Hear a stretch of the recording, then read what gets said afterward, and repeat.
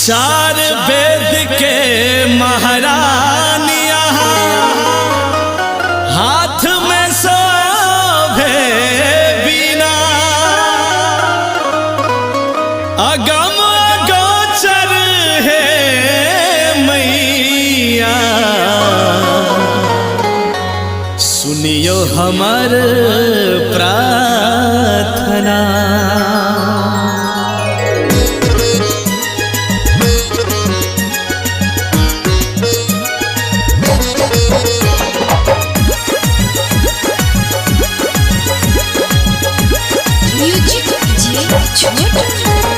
सात सुर के देवी विद्या के महारानी, सात सुर के देवी विद्या के महारानी, जय जय हे शारदा भवानी, जय जय हे शारदा भवानी। सात सुर के देवी विद्या के महारानी, सात सुर के देवी विद्या के महारानी, जय जय हे शारदा भवानी, जय जय हे शारदा भवानी।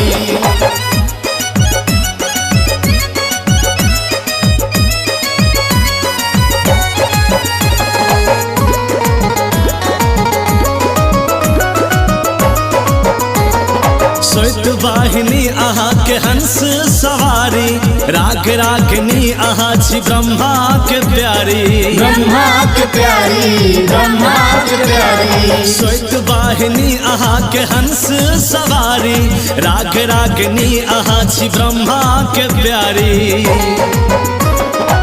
सब गुण काला के अहाँ महारानी, दया करू माहे शारदा भवानी।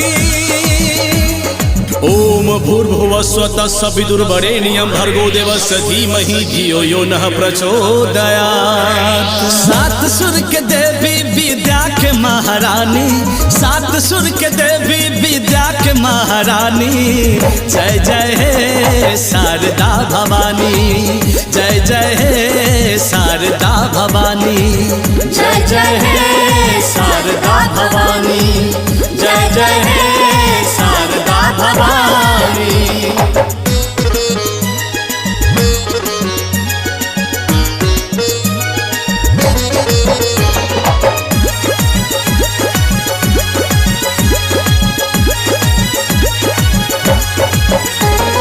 अज्ञानी के अहाँ ज्ञान बाँटै छी, विद्या समा परिपूर्ण करै छी, पूर्ण करै छी, परिपूर्ण करै छी। अज्ञानी के अहाँ ज्ञान बाँटै छी, विद्या समा परिपूर्ण करै छी।